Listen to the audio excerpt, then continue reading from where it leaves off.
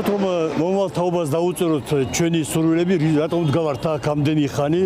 ეს დროშა დაუტოვოთ ჩვენ მომავალ თაობას. ბევრი სურვილი უკვე შეგიგროვებია. კი, რაღაც 70 სურვილი არის და რაღაც კი დარჩა და მინდა რომ თქვენს დატოვოთ თქვენი. მე დავტოვებ იმას, რაც ჩვენს გერბს აწერია. იმიტომ რომ მე თქვენ ძალიან ბევრი მიიღეთ ის რაც არ გეკადრებოდათ ამ ცემატყეპაში და დიდი შეიტანეთ დღევანდელ აქციებზე. ძალა ერთობაშია. გაიხარე. ეს ჩვენი სახელმწიფო სურვილი რა არის? მინდა რომ გავიმარჯვოთ და ჩვენს უკან დგას საქართველო, ახალგაზრდა თაობა, რამდენიც გინდა როგორი კანონიც უნდა მიიღოთ, მაინც ჩვენ აქ ვიქნებით გამარჯვება ამის. გავიმარჯვეთ თავისუფლად და გამოდით ყველა შემიძლიათ გარშავთ კიდეც. კიდევ არის ადგილი. კი, დავდივარ და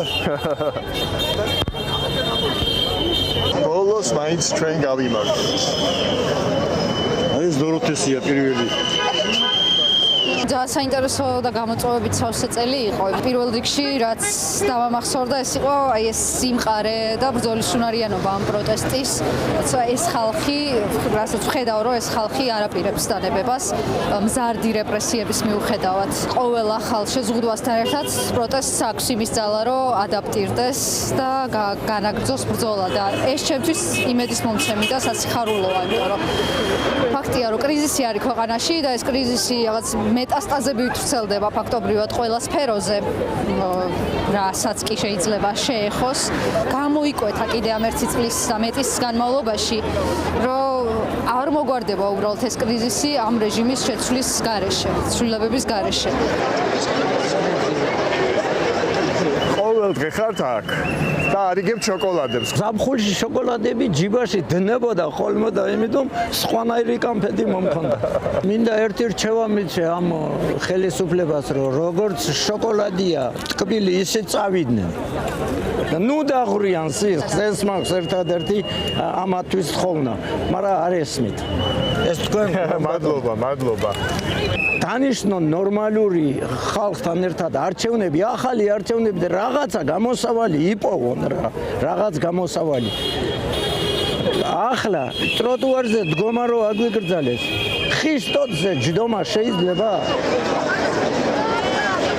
ალბათ ვერც კი ვიფიქრე თუ ასეთი რაღაცა შეგვეძლო, რომ ამდენი ხნის განმავლობაში გაგრძელებულიყო ასე უწყვეტად პროტესტი, მიუხედავად იმისა, რომ აი საშინელება ხდებოდა მართლა ამ განმავლობაში, ალბათ ვერც ვიაზრებთ თუ რამხილა რეპრესიები გამოვიარეთ, გავუძიებთ ყველაფერს და მგონია რომ კიდევ უფრო მეც გაუძლებთ და ჩემი მთავარი სურვილი იქნებოდა ახალ წელს, რომ აი წინა ახალ წელს ვინც ვიყავით გარეთ, ყველა ისე გარეთ როგორც თავისუფლებაზე, ასევე ქუჩაში, რომ ის ადამიანები, ვინც მაშინ არ იყვნენ ჯერ კიდევ ის პოლიტიკოსები ციხეში ყველა იყვნენ გარეთ და ვინც ვიყავით ამ პროტესტში აქტიურად ჩართულები, ყველანი ისევ დაუბრუნდეს მოკლედ ამ პროტესტს.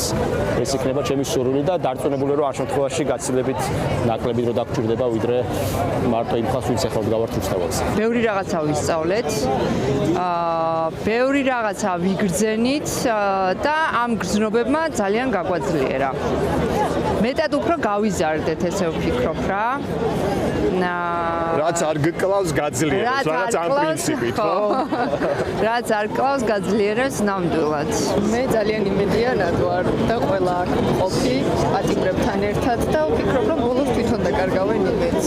ზუსტად ვიცი, ჩვენი ამდენხნიანი ბრძოლა უშედეგოდ ვერ ჩაიმდეს. უბრალოდ არ არსებობს ეს. კარგად ხედავთ რეჟიმს ყოველდღიურად, რომ ინგრევა შიგნით ხდება უკვე ცუდი ამბები, რაც ვიცით და რაც ჩვენ არ ვიცით, კიდევ უფრო მეტია და მრავლად. კიდე ახალი სურპრიზებიც იქნება. ახლა წელს გისურვებთ ბევრს მასეთ. აუცილებლად უამრავს, ულევს ნამდვილად და ვიმედოვნებ, რომ მალე დასრულდება ეს ყველაფერი თქვენთან ერთად.